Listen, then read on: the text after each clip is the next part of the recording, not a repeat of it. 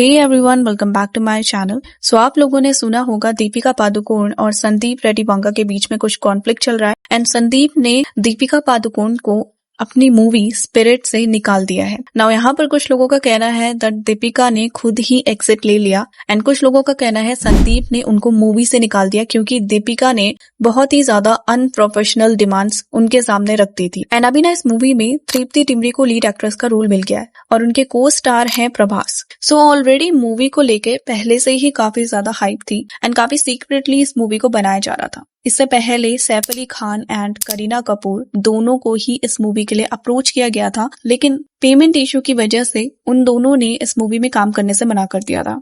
And अब कुछ similar सा सीन हुआ है दीपिका के साथ। ना यहाँ पर दीपिका के साइड से अनप्रोफेशनल बिहेवियर तो देखने को मिलता ही है। उनकी पीआर भी बहुत गंदा गेम खेल रही है, लेकिन ये पहली बार नहीं है जब दीपिका ऐसा कुछ कर रही हैं। इससे पहले भी कैटरीना के लिए, अनुष्का शर्मा के लिए दीपिका ने बहुत बार उनकी इमेज खराब करने की कोशिश की है। सो इस वीडियो में हम देखेंगे किस तरीके से दीपिका पास्ट में भी कुछ सिमिलर चीजें करती आई हैं। सबसे पहले लेट्स अंडरस्टैंड दीपिका ने एग्जिट क्यों ले लिया इस मूवी से, या फिर दीपिका को निकाल क्यों दिया। दीपिका ने अपनी एजेंसी के थ्रू कुछ अमेंडमेंट्स मांगे थे जो कॉन्ट्रैक्ट उनका मेकर्स के साथ हुआ था। अमेंडमेंट्स के अकॉर्डिंग क्योंकि दीपिका अपनी फैमिली पे ध्यान देना चाहती है तो वो 6 घंटे से ज्यादा काम नहीं करेंगी एंड अगर 100 डेज से ज्यादा उनको शूट पे आना पड़ा तो उनकी सैलरी बढ़ा दी जाएगी। एंड एक सोर्स के अकॉर्डिंग दीपिका ने ना तेलुगु में डायलॉग्स डब करने से भी मना कर दिया था। दीपिका को इस मूवी में काम करने के लिए 20 करोड़ रुपीस दिए जा रहे थे, लेकिन वो 40 करोड़ रुपीस की मांग कर रही थी। ना जब ये सारे रूमर्स बाहर आने लगे, दीपिका ने ऑब्वियसली इन चीजों को डिनाई किया था। सोर्स के थ्रू ये पता चला था दैट दीपिका ने जो भी डिमांड्स की है ना, वो अपने फैमिली और करियर के बीच में बैलेंस बना के ही की है।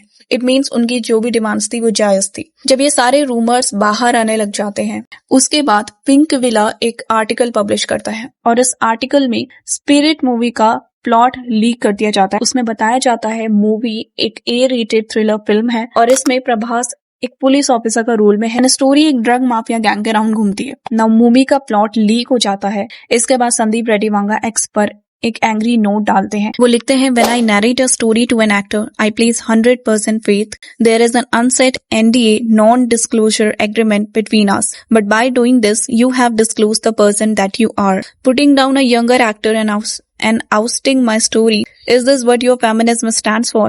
As a filmmaker, I put years of hard work behind my craft, and for me, filmmaking is everything. You didn't get it, you won't get it, you will never get it. ऐसा करो, अगली बार पूरी कहानी बोलना क्योंकि मुझे जरा भी फर्क नहीं पड़ता। #dirty PR games. I like this कहावत very much. खुंदक में बिल्ली खंबा नोचे।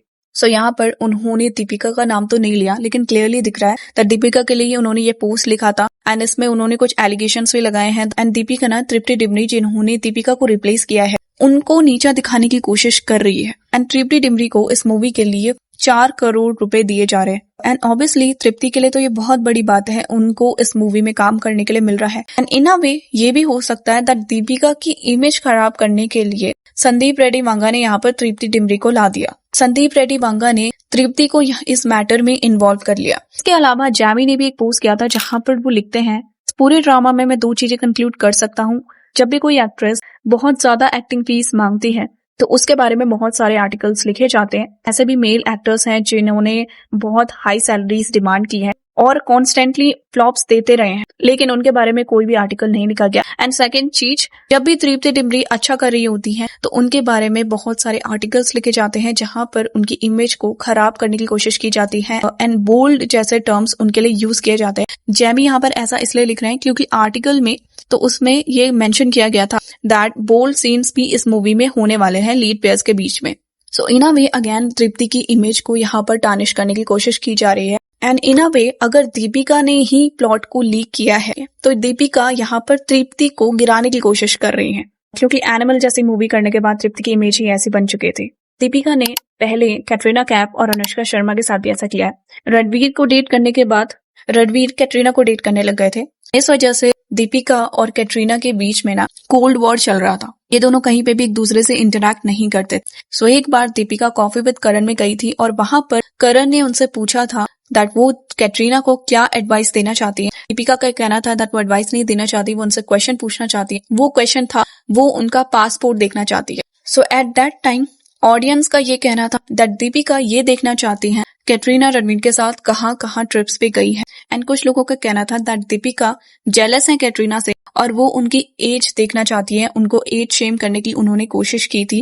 इसी तरीके से बीच में रणवीर और कैटरीना की एक सीक्रेट ट्रिप की फोटोज रिवील हो गई थी। एंड उस समय ना दीपिका ने कैटरीना को सपोर्ट नहीं किया था। दीपिका का उस टाइम पे ये स्टेटमेंट था, उनका कहना था कैटरीना ब्यूटीफुल लग रही है, इंस्टेड ऑफ सेइंग कि कैटरीना और रणवीर दोनों की ही प्राइवेसी इंपॉर्टेंट है। एंड यहाँ पर उनकी फोटोज लीक करके उनकी प्राइवेसी का मजाक बनाया गया है। सेम थिंग हैपेंड जब दीपिका की पीआर अनुष्का शर्मा के बारे में बुरा बुरा लिख रही थी। एंड अनुष्का ने ना दीपिका को पब्लिकली कॉल आउट भी किया था। अनुष्का का कहना था stop throwing garbage at me since I don't throw garbage at you. इसी तरीके से दीपिका ने अपने ट्विटर अकाउंट से एक ऐसे अकाउंट को फॉलो कर रखा था जो दूसरे एक्टर्स के बारे में हेट फैलाते थे। एंड बाद में जब पब्लिक ने कॉल आउट किया दीपिका को तो उन्होंने उस अकाउंट को अनफॉलो कर दिया। इसी तरीके से दीपिका ने बहुत पब्लिक सिंपैथी गेन की थी जब रणवीर ने उनपे चीट किया और उन्होंने काफी बार अपने डिप्रेशन को लेकर जिस चीटिंग फेज से वो गुजरी हैं उसके बारे में बात की। लेकिन दीपिका खुद पहले किसी पे चीट कर चुकी हैं। दीपिका ने निहार पांडे जो रणवीर से पहले उनके बॉयफ्रेंड थे उन पर चीट किया था। एंड 2005 में दीपिका पहली बार निहार से मिली थी एक एक्टिंग स्कूल में। कुछ टाइम बाद ही वो दोनों डेट करने लग जाते हैं। दोनों की फैमिली ने भी उनको सपोर्ट किया। बीच में एक आर्टिकल आया था जहां पर it is said that someone close to Nihar Pandey उन्होंने निहार की साइड ऑफ द स्टोरी बताई थी, क्योंकि निहार ने ना कभी भी इस बारे में पब्लिकली नहीं बोला। निहार एंड दीपिका दोनों लिव इन रिलेशनशिप में रहते थे। एंड दीपिका अचानक से रणवीर को निहार के घर पे ला देती है एंड निहार को घर से बाहर निकलने को बोलती है। निहार को जब दीपिका ने चीट किया ऑब्वियसली वो बहुत ज्यादा हर्ट थे और दीपिका रणवीर के साथ रिलेशनशिप में आ जाती है।